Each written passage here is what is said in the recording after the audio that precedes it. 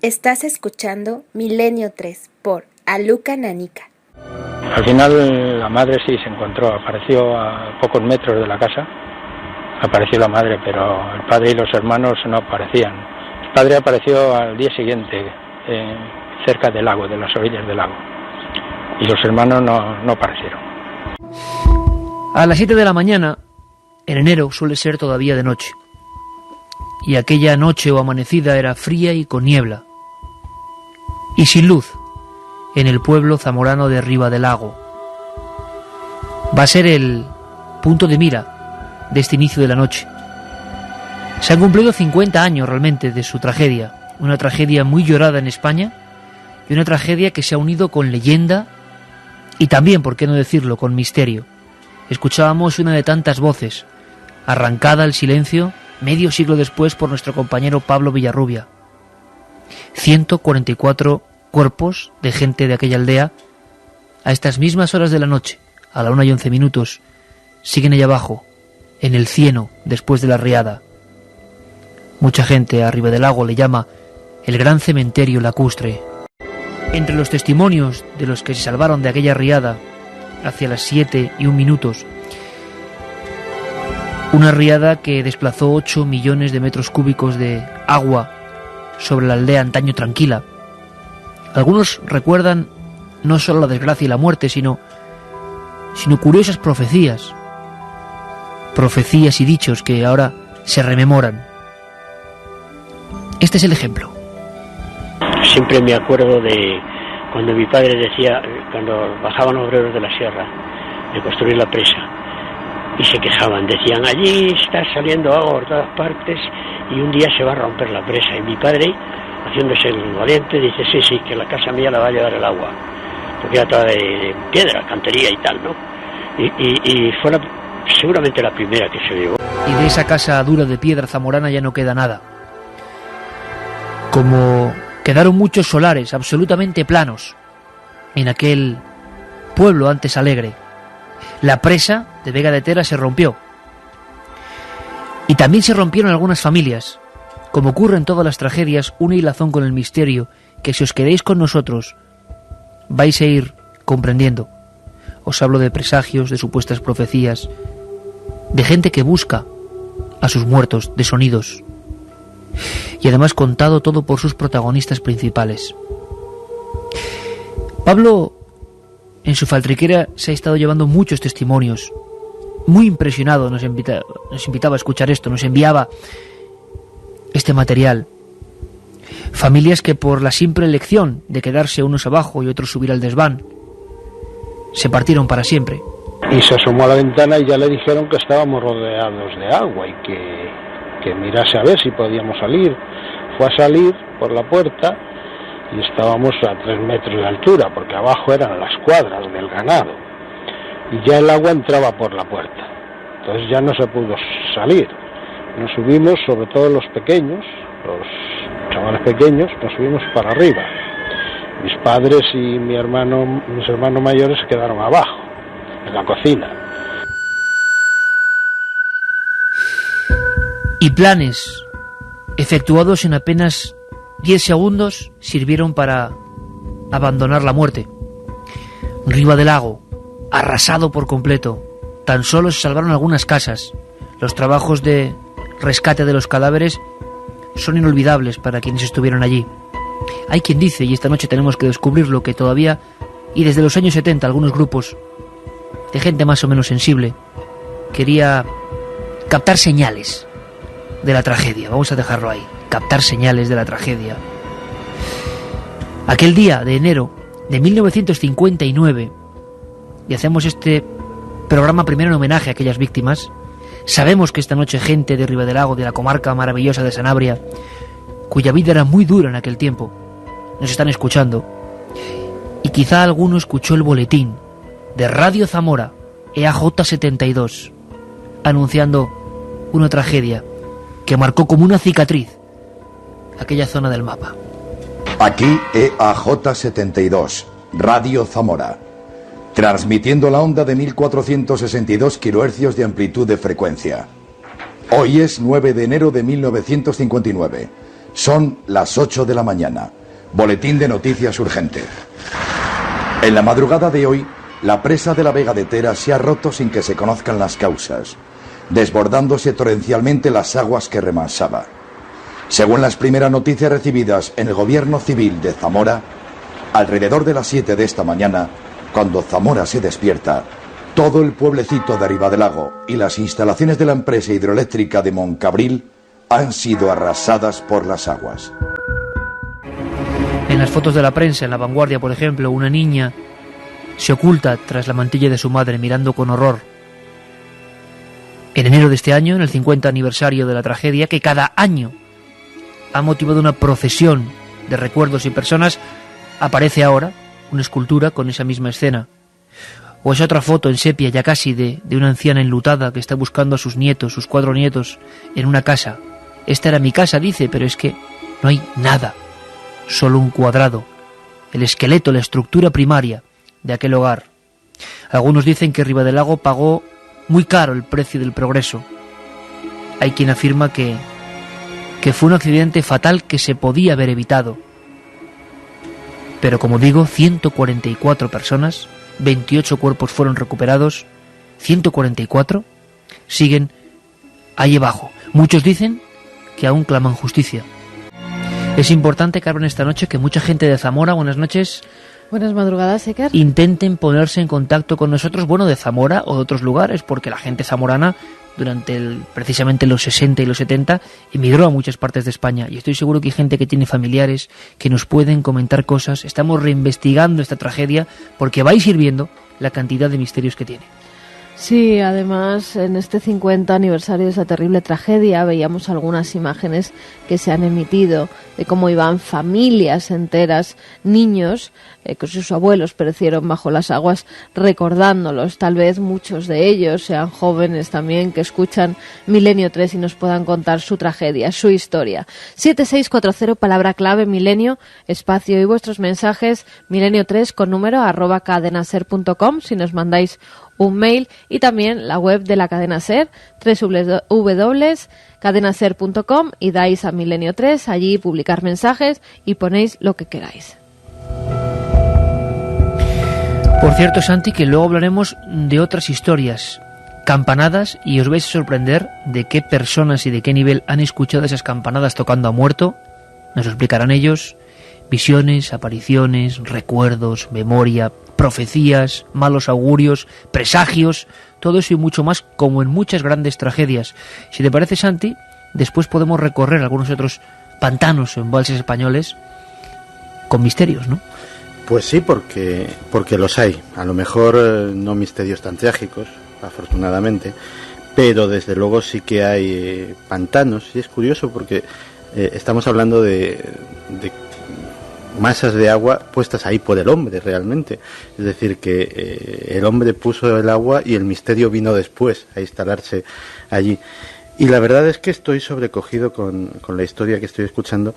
Tanto es así que estaba abriendo en Google Earth, estaba viendo una vista panorámica de la zona Ribadelago Viejo. Uh-huh. Y la verdad es que intentaba imaginarme, viendo esa vista de satélite, lo que debió ser ese muro de agua desplomándose de repente, y de verdad se me estaban erizando los pelos de la nuca. Pues, ¿quieres sorprenderte más, Santiago? Venga. Vamos a conectar con uno de los más legendarios corresponsales de televisión española, en Nueva York, en guerras, en todo el mundo, Agustín Remesal, de sangre zamorana, que ha estado trabajando para saber la verdad. Tiene muchas cosas que contarnos. Por favor, todos muy atentos. Ya lo tenemos en línea, ¿verdad? Agustín Remesal, amigo, buenas noches. Buenas noches, Iker. Un trabajo tremendo, ¿Con qué objetivo, Agustín? ¿Por qué? ¿Por qué sobre esa tierra? Cuéntanoslo tú. ¿Por qué 50 años después muchos pueden pensar, caramba, son heridas muy dolorosas? Otros, hacía falta esta especie como de homenaje o de crónica. ¿Por qué? Por varias razones. En primer lugar, porque yo tenía una deuda con la tierra donde nació un tatarabuelo mío, apenas a 2 kilómetros del lago, en Murias. pero sobre todo porque efectivamente había un reto periodístico delante, el demostrar que efectivamente lo que se dijo sobre aquella tragedia en aquel momento no era del todo verdad. Se escondió lo más importante. Fue un accidente provocado por una falta de previsión técnica cuando se construyó la presa de Vega de Tera, 2 años antes prácticamente, y que en definitiva provocó esa tragedia donde murieron nada menos y nada más que 144 personas. En definitiva, esas víctimas, los que descendieron de los supervivientes y sobre todo el pueblo de Ribadelago, que había sido el gran olvidado, el gran pobre dejado mendigo, en fin, al albur de toda su desgracia, merecía precisamente ese recordatorio. Por tanto, fue, como te digo, en primer lugar, un reto periodístico, pero también una justicia que se merecía. Y estuvisteis allí rodando, estuvisteis viendo un Ribadelago que ya no es como era, se fundó un nuevo pueblo, y mucha gente en algunas crónicas ya lejanas hablaba de la frialdad. Los propios habitantes, Agustín, yo no sé si entramos ya en tierra de leyenda o no, en algunas declaraciones de alguna prensa de su tiempo, hablaban como que no tenían ese arraigo, era un lugar desarraigado, ¿no? Y mucha gente volvía al entorno de Ribadelago Viejo, yo no sé si para honrar a sus muertos o para recordarlos. ¿Esto ocurrió? Mira, tuvimos una experiencia única en ese sentido, Iker.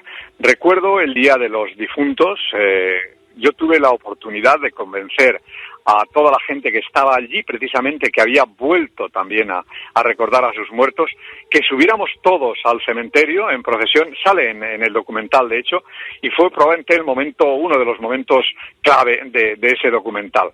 Efectivamente, la gente, después del accidente, es decir, después de la catástrofe, salió huyendo de aquel pueblo como si estuviera maldito. Quienes sobrevivieron porque no tenían ya dónde quedarse, y quienes tenían alguna tierra porque las mismas tierras las habían perdido ya. Era una tierra maldita, en definitiva. La gente salió huyendo, entre comillas, es decir, a la emigración pobre, a la emigración miserable, a la emigración de los trabajadores, de los maquetos que se fueron al País Vasco o de los que se fueron a Madrid a trabajar sobre todo en el negocio de la restauración barata de los barrios más pobres.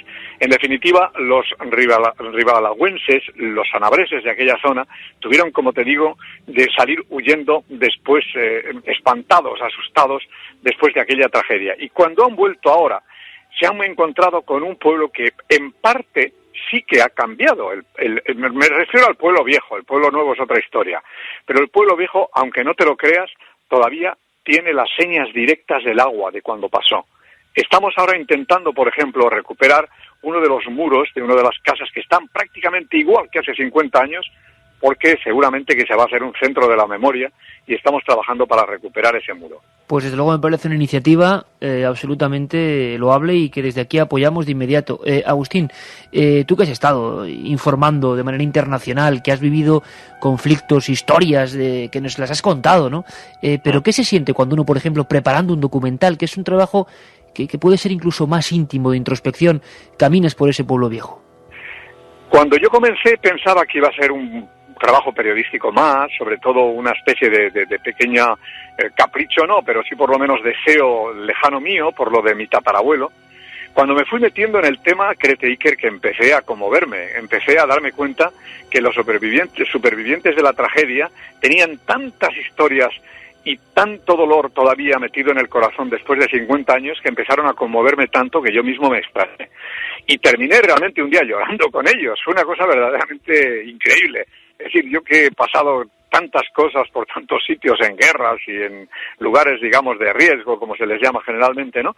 Bueno, pues yo realmente en ese sitio sí que me sentí muy, muy conmovido. Por lo que te digo, porque esta gente durante 50 años ha guardado ese mal recuerdo, esa especie de pesadilla colectiva, que no han sido capaces ni de hablar entre ellos por miedo, a veces también por rencores internos, a veces por incomprensiones, pero sobre todo ese dolor profundo que produce la muerte masiva en un momento determinado en un pequeño pueblo como fue aquel día 9 de enero de 1959. ¿Tú nos adelantarías, Agustín, alguna de esas historias, ¿no? Como si fuera casi un clip, una diapositiva, que a ti personalmente se te han quedado enganchadas de forma especial? Muy rápidamente y en clip. Catriña, el hombre que aquella noche estaba arriba donde la presa de Vega de Tera cuando reventó. Tenía 24 años, estaba ganándose un jornal miserable, se había casado 8 días antes y subió porque necesitaba dinero para vivir. Tardó 12 horas en atravesar todas aquellas gargantas nevadas. Se quedó allí, no se enteró de nada.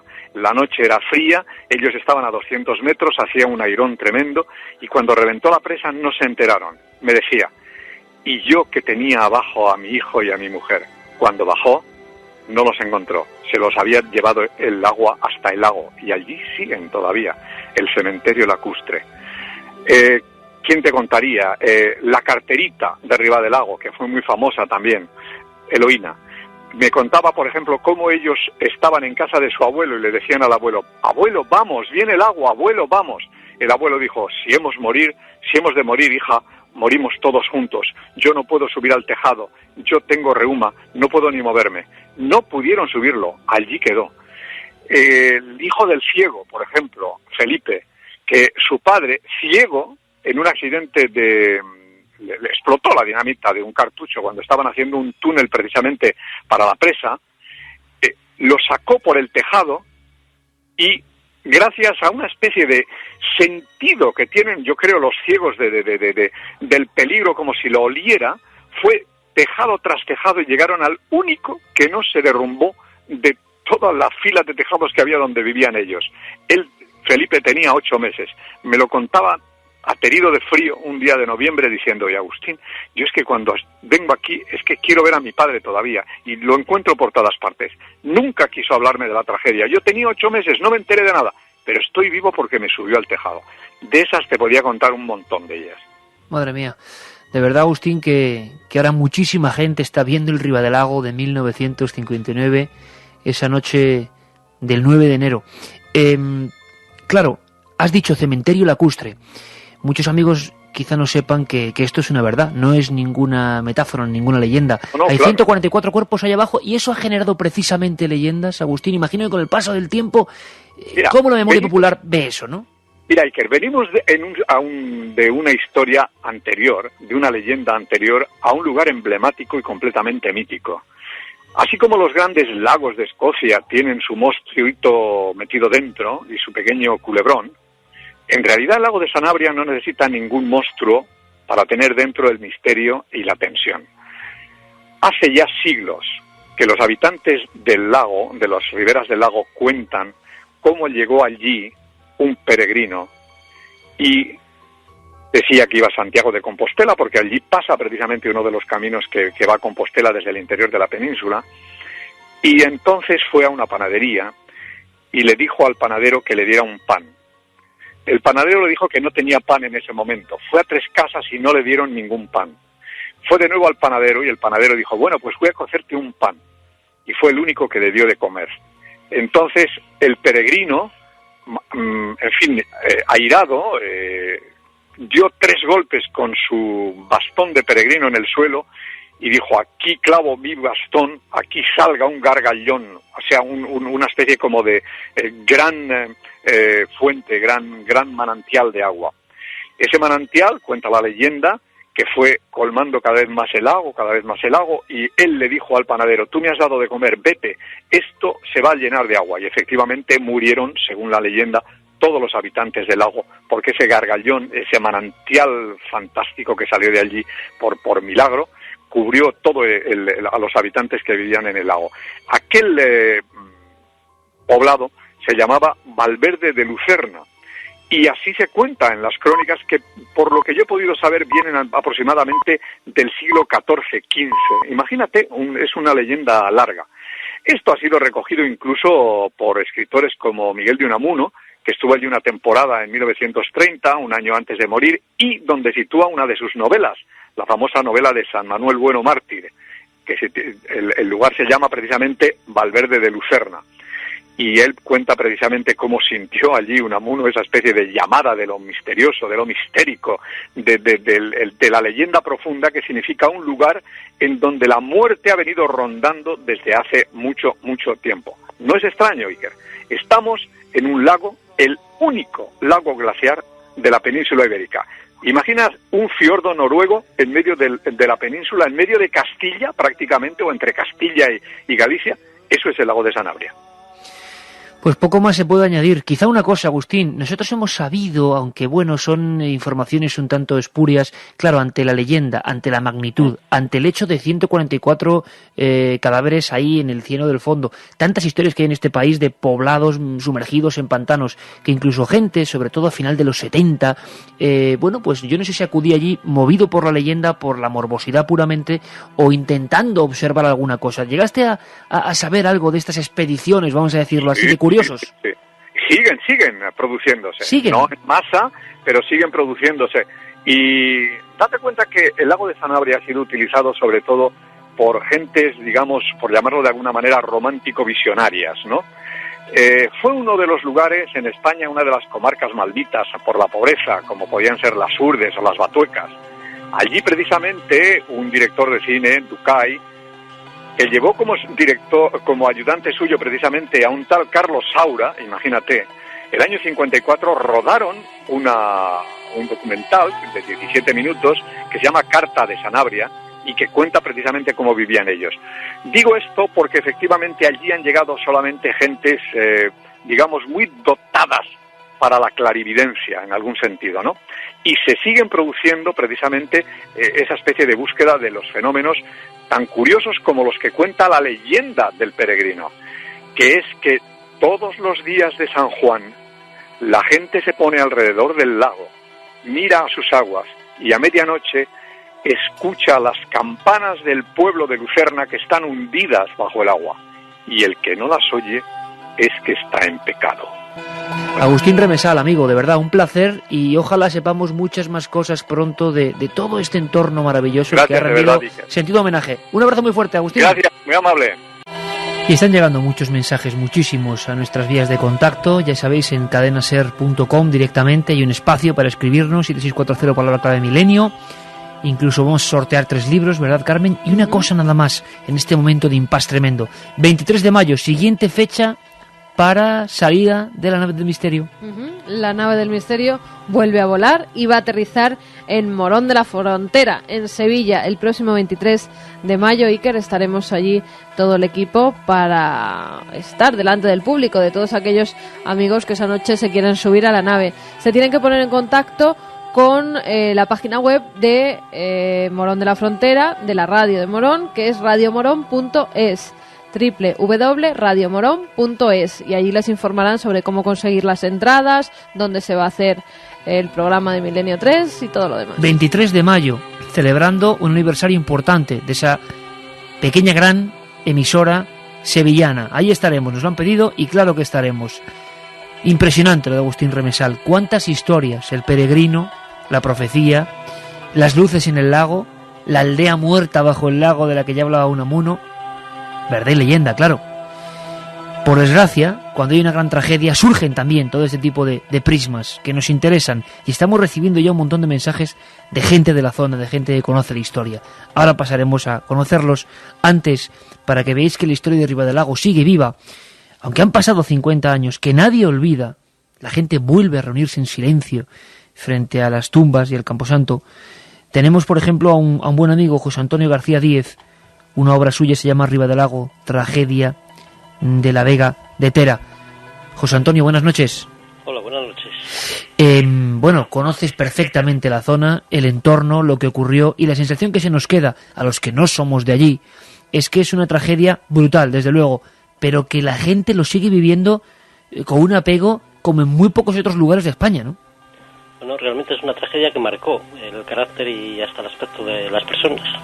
Hasta el aspecto de las personas. Toda la vida he seguido de cerca la información de Ribadelago todos los años. Han celebrado una misa en homenaje a las víctimas, que realmente demuestra el estado en que ha estado ese pueblo, porque este año con el 50 aniversario han sido cientos de personas los que han asistido, pero todos los años anteriores están 20 o 30 personas, las únicas que había en el pueblo, que eran las que realmente asistían a la misa.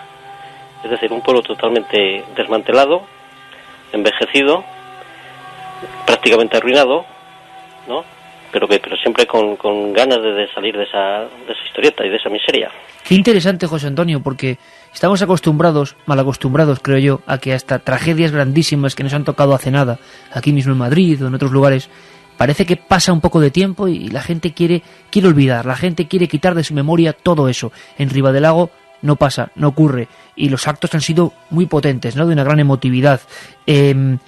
¿Podrías describirnos Ribadelago Viejo para, bueno, 700.000 amigos que te oyen ahora mismo y que la inmensa mayoría no habrá estado nunca allí? ¿Qué se ve ahora mismo en Ribadelago Viejo? ¿Qué se puede evocar cuando uno pasa por esas calles? Pues realmente Ribadelago Viejo es una leyenda y es una realidad, porque el lenguaje oral dice que ya desapareció de la desembocadura del Cárdenas, que desemboca precisamente el Tera al lado, se asentó al lado del Tera. La rotura de Vega de Tera lo desplazó a un nuevo Ribadelago y ahora está recuperándose el viejo Ribadelago, que realmente es el nuevo. Ajá. Es decir, o sea que hubo una desaparición ya anterior, según cuenta la leyenda. Había desaparecido anteriormente con una riada también. Caramba. Es decir, que lo que era la leyenda de Villaverde de Lucerna, que era el lago, le siguió la realidad de una inundación de una avenida del río Cárdenas que desplazó a Ribadelago a lo que es el viejo de Ribadelago, y luego la tragedia de Vega de Tera a un nuevo Ribadelago, y ahora por el asentamiento mucho más cómodo, mucho más soleado, las personas están regresando al viejo Ribadelago ya, pero con nuevas edificaciones. Pero realmente la rotura de Vega de Tera, que fue una catástrofe hidroeléctrica que se terminó luego en una tragedia, también pasó a ser un calvario de las personas, porque se vieron sometidas a un largo litigio judicial, y realmente para el sector hidroeléctrico y para la administración, pues es como siempre un aprendizaje y una dura lección. Es decir, la técnica aprende de estas catástrofes. Sí, señor, y lo decía una gente incluso al día siguiente, ¿no? El precio del progreso durísimo, la ruptura de esa presa y tantas historias, ¿no?, diseminadas por esas aguas. Nos ha sorprendido mucho escuchar a Agustín Remesal y a otros que se han interesado por la historia de este lugar, hablando de una conjunción que evidentemente aquí Milenio nos interesa, ¿no?, que es la leyenda, la pervivencia del mito en gente que ha tenido y sigue teniendo tanto dolor. Es cierto entonces que hay ciertas leyendas que rodean incluso la tragedia, incluso más antiguas, sobre una aldea antigua en el lago, pero también sobre ese peregrino o sobre la gente que acude todavía hoy a las riberas de la zona, pues no sé, intentando no olvidar a sus muertos. Eso es real, eso no es leyenda. Yo creo que es palpable, es decir, todo lo que ocurrió está palpable en los edificios, está palpable en el rostro de muchísimas personas que el dolor lo tienen marcado de por vida, ¿no? Y está palpable en lo que es el escenario, viejas construcciones, nuevas construcciones, callejas desmanteladas, el cañón del Tera por donde descendió la riada, las propias imágenes de los homenajes, que lleva varios, ¿no? En el viejo Ribadelago, o en el nuevo Ribadelago, se construyó en la propia plaza un homenaje con todos los muertos, y luego se dinamitó porque era el único lugar donde tenían las personas para festejarlo. Entonces quedaba mal el festejar la fiesta del pueblo en medio de todos los homenajes, o sea que se dinamitó. Es un pueblo que lleva una constante lucha por sobreponerse y le caen las catástrofes encima, la verdad. Un pueblo marcado, sin duda alguna. Oye, mucha gente está preguntándonos, José Antonio, esos cuerpos, creo que yo he dicho 144, pero deben ser 111 si no me equivoco, ¿verdad, Carmen? Las estadísticas sí que se recuperaron algunos, siguen ahí y no se han vuelto, no ha habido de nuevo un intento por recuperar los huesos, o sea, es como una gran tumba que está ahí. Realmente llamó la atención, de 144 muertos únicamente aparecieron 28, ¿no? Es decir, que faltan 116. 116. Se desplazaron hombres de rescate del mar, de Vilagarcía de Arousa, de los puertos de Vigo, que venían precedidos de ser capaces de rescatar cuerpos de las tormentas del mar, y resulta que no apareció ninguno, no fueron capaces de rescatar ninguno en el lago de Sanabria. No, lo achacaron a la cantidad de cieno y de todo lo que había caído sobre el lago, pero es sorprendente que no apareciera ninguno. Que no apareció ninguno. Y le preguntábamos a Agustín Remesal y a otros compañeros que luego estarán con nosotros, José Antonio, por la gente que luego incluso a nivel, vamos a decirlo, de sensitividad o buscando leyenda o buscando el fenómeno insólito, han acudido. A mí me han llegado a contar, y yo no lo he podido confirmar, tengo que dejarlo claro, gente pues que si grabando psicofonías, gente que si haciendo sesiones de espiritismo, no lo sé, que se habían acercado a la zona. ¿Tenéis datos? ¿Esto es cierto? Me ha sorprendido por eso la respuesta de Remesal, de que conocía que había gente que volvía, pero hasta ese punto. Bueno, yo no sé, pero realmente es una zona, Sanabria, donde siempre ha habido mujeres o personas mayores que se han venido rodeadas de medallas, de rezos, de salmos, de responsos, pero para la recuperación de los muertos, igual que era para la recuperación de animales ante las lobadas o ante la presencia de lobo. Yo siempre he conocido en Sanabria personas que están, parece que imbuidas de ese tipo de espíritu. Qué curioso. De verdad que te agradecemos un montón este pequeño gran viaje por Ribadelago. Ahora mismo tenemos la diapositiva completa, José Antonio, y estoy seguro que muy pronto volveremos a hablar y volveremos a conocer cosas. Un fortísimo abrazo, compañero. Gracias. Venga, pues gracias por el programa. Gracias. Venga, hasta luego. Una cosa, ¿qué dice la gente, Carmen? Hay gente que recuerda esta historia. Acaba de llegarnos una noticia impresionante que daremos en la segunda hora. Tiene que ver con las apariciones de Garabandal. No digo más, en la segunda hora lo contamos. Pues fíjate, nos dice Mueres Madrugadas, terrible historia, en parte me recuerda a lo ocurrido en el camping de Viescas, Francisco Sánchez desde Hospitalet. Muchas gracias a todo el equipo por acordaros de una tragedia que la revivimos todos los zamoranos al visitar los restos de la presa rota. Es que sigue quedando esa presa terrible, ¿eh? Y como bien dicen, rota. Buenas noches, milenarios. Mi padre es de la zona de Sanabria y desde muy pequeña siempre he tenido presente la terrible tragedia de Ribadelago. Hola, hace unos meses estuve allí con un amigo de Zamora y el trozo de presa que falta es tremendo y aún quedan bloques de la presa rotos tirados por el suelo, nos dice Rubén. Yo soy sanabresa, tengo 26 años. Cuando mi familia me recuerda aquello se me encoge el alma. A 11 kilómetros se oyó el estruendo, el dolor del agua. Mi madre escuchó... El dolor del agua, vaya frase. Mi madre escuchó el estruendo desde el otro lado de la montaña. Cuando subió, solo vio ganadería flotando en el agua. Besos a Sanabria y a los milenarios. Soy de la zona de Sanabria y en Ribadelago se respira un ambiente especial y triste por las víctimas que parece que aún no han sido encontradas. Es una zona que atrae, nos dice Ana.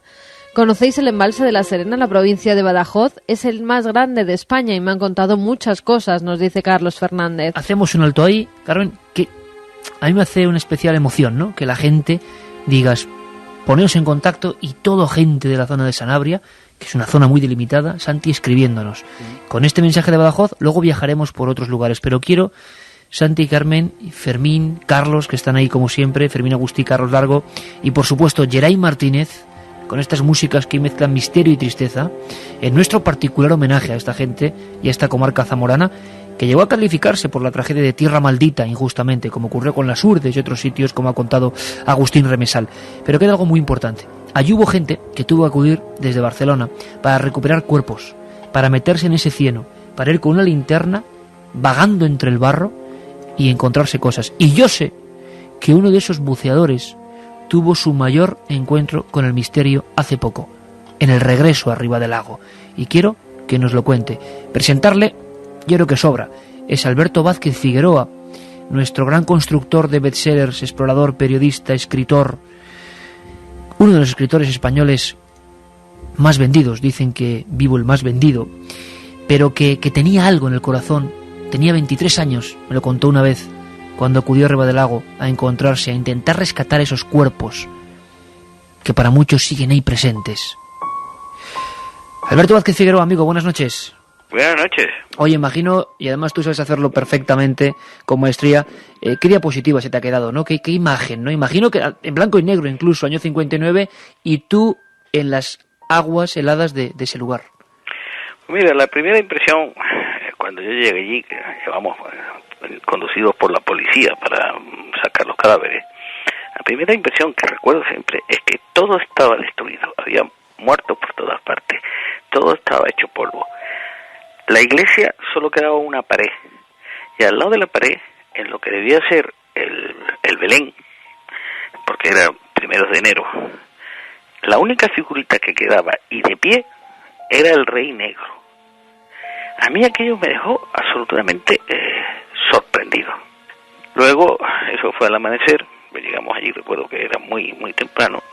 Yo era el jefe del equipo de buceadores, éramos 9, que éramos en aquel tiempo pues prácticamente los únicos buceadores, recuerdo, era el año 59, los únicos buceadores que había en España que estaban capacitados teníamos título o de profesores o de buceadores de primera. Y claro, como jefe del equipo me tocó sumergirme el primero en aquel agua que estaba helada, estaba a 3 grados. Los trajes que había entonces no eran los mismos de ahora. Y me sumergí. Me acuerdo que la primera impresión fue horrorosa. Y lo que hice fue, claro, lo que se hace en estos casos, es orinarme dentro del traje para conseguir que los orines pues calentaron un poco el agua que se me había metido dentro y eso me diera un cierto calor. ¿Y qué viste o palpaste, Alberto, ahí en ese agua oscurísima? Nada, el agua no se veía ni la nariz, no se veía porque todo el barro, cuenta que allí había venido la riada arrastrándolo todo desde 7 kilómetros, arrastrando piedras, barro, todo lo que eso, rompiendo todo el pueblo, tirando todo al agua. Entonces, claro, me sumergí, llegué hasta 30, 20 y tantos metros, era lo que tenía, casi 30. Y abajo no se veía nada, era totalmente negro. Además, si encendías la linterna, el barro te reflejaba, o sea, era peor, veías menos. Entonces decidí apagar la linterna y ir palpando, ir buscando. Y aquello era horroroso porque ibas tocando y de repente tocabas un cuerpo y tratabas de sacarlo y el cuerpo estaba atrapado por cables, por piedras, por todo, y tirabas de él y solo sacabas un brazo, sacabas una pierna. Entonces, claro, la impresión era muy grande y cuando subías a sacarlo, claro, sabías que estaban todos los familiares de los difuntos, estaban allí esperando a ver qué sacabas. Entonces tenías que hacer un gesto a las barcazas del ejército, había unas barcazas metálicas, te alargaban un saco y ahí metías lo que habías encontrado, porque claro, pues procurábamos evitar que los familiares de todos aquellos científicos, los difuntos que había allí, los muertos que había allí, pues vieran que estaban sacando sus familiares pues, a pedazos. Oye, Alberto, y lo que nos cuenta la historia es que pudisteis, con un esfuerzo titánico, sacar 28 cuerpos, 144 fue absolutamente imposible. Y esto le da, esos cadáveres siguen ahí, claro. Claro, y se quedaron. Recuerdo que se prohibió ahí la pesca, porque había una cantidad enorme de truchas, nos daban unos sustos enormes, porque claro, estabas aquello oscuro todo, y de repente una cosa te cruzaba, te rozaba, y era una trucha, y bueno, el susto que te llevabas era de imagínate, el frío, en el ambiente, en la tragedia, toda aquella, que algo te rozara, pues, y sé que estuvo muchos años, 8 o 10 años prohibido pescar allí, porque se suponía, claro, que esas truchas se habían alimentado de los cadáveres. Alberto, yo sé que en tus muchas experiencias esta es una de las que, bueno, guardas en el aspecto de lo más oscuro, de lo más trágico. Estuviste trabajando allí e incluso ahora, al regresar para ese documental que hizo Agustín Remesal, te ocurrieron cosas que incluso tienen que ver con la memoria y con las sensaciones, ¿no? Y creo que algunas son escalofriantes. Bueno, sí, yo mira, cuando volví de allí, yo tenía 22 años entonces, aquello me dejó tan traumatizado que durante 4 o 5 noches me despertaba viendo aquella sensación y de pronto dije, no voy a pensar nunca más en esto, porque si sigo pensando en esto va a constituir pues, un trauma toda mi vida, y dejé de pensar completamente, lo olvidé, lo dejé a algún lado. Hasta que 50 años más tarde, casi 50 años, Agustín Remesal me dijo que querían, Televisión Española quería grabar un documental con respecto a eso, porque para los 50 años de la tragedia, y me pidió que fuera arriba del lago. Yo era prácticamente el único, o uno de los pocos supervivientes de los buceadores, de los 9 buceadores que estuvimos allí. No sé si queda alguno más vivo. Yo era el jefe y el digamos, el más conocido de eso. Fui allí, hicimos inmersión y luego a las 3 y cuarto de la tarde empezamos a grabar. Me empezó Agustín, me puso las cámaras y de cara al lago me preguntó ¿qué había sentido yo en aquel momento, a aquella edad, en aquellas circunstancias? Y cuando estaba hablando, de pronto, pues me conmoví al recordar todo aquello. me conmoví, se me saltaron las lágrimas, no podía hablar y le hice un gesto así a Agustín y al cameraman de que pararan un momento porque no podía hablar. Y en ese silencio que se hizo, de pronto, a una hora absurda, a las 3:15 de la tarde, de un día más soleado, precioso, de pronto llegaron sobre el lago, resonaron unas campanadas de iglesia llamando a muertos, a las 3:15 de la tarde. Y en el instante en que yo guardaba silencio, todos nos quedamos así impresionados, se me pusieron los pelos de punta, y dije, bueno, ¿cómo es que habéis preparado esto? Dije, ¿qué es esto? Que nosotros no hemos preparado nada, ¿cómo íbamos a saber que esto? ¿Y de dónde vienen esas campanadas? Pues nadie lo supo nunca. Era como si los muertos me estuvieran diciendo desde el fondo que recordaban que efectivamente nosotros habíamos estado allí intentando recuperar sus cuerpos. Y además cuenta la tradición que cada año, el día que se cumple la tragedia, el momento que se cumple la tragedia, se escuchan campanadas llamando a muertos. Y tú sabes muy bien que yo no soy una persona que crea en absoluto en nada de eso, ni en nada de nada. Uh-huh. Pero que a verlas, haylas, como dice el otro. Y aquello es lo único, digamos, fuera de natural que a mí me ha pasado en mi vida, que fue hace unos meses. Esto cuando ocurre de esa forma que nos has contado, en el momento exacto en que tú sacas el archivo de tu memoria después de 50 años de silencio, lo pones ahí de verdad en el lugar de los hechos, bueno, ¿y cómo se interpreta esto? ¿Llegas a pensar eso incluso? Imagino que te dejó muy impresionado incluso en días posteriores como ocurrió la primera vez de la inmersión, ¿no? Sí, muy impresionado. Además, en el documental de televisión que se emitió, se ve perfectamente, como a mí se me saltan las lágrimas, me quedo así y se escuchan las campanas como si estuviera preparado, como si fuera un montaje, y no era un montaje, y ni nadie sabía de qué iba aquello. Pero también te digo una cosa, no he querido volver a pensar en eso, no quiero hacer, tú sabes que yo soy muy así en mi manera de pensar, no he querido volver a pensar en ello, no quiero darle vueltas, no, eso ocurrió. ¿Qué ocurrió? Lo certifico. ¿Por qué? No lo sé. ¿Qué más voy a pensar en torno a eso? No quiero pensar. Simplemente fue una cosa. En mi vida me han ocurrido muchísimas cosas, nada así tan digamos, sobrenatural, pero es lo que uno acostumbra en la vida. Cuando te ocurre una cosa, olvidarlo y seguir adelante. ¿Esa impresión es distinta a todas las circunstancias que has vivido? Es una impresión diferente, es una sorpresa, es algo que no te esperas, que no está de acuerdo con mi manera de ser ni con mi carácter,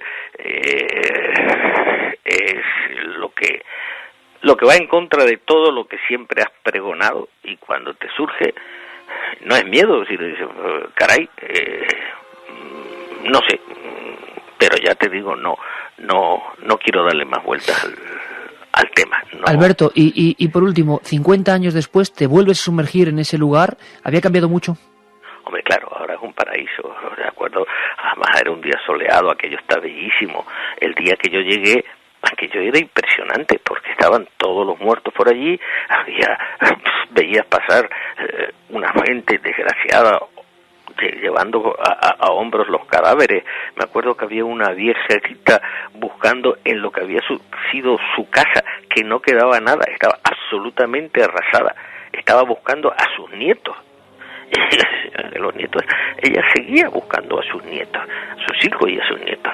Aquello quedó, bueno, absolutamente plano, y veía de repente surgir una fila de personas llevando 2 o 3 cadáveres encima, al hombro, y además el tiempo era horroroso, todo era verdaderamente como Hiroshima, como debió quedar Hiroshima después de la bomba atómica.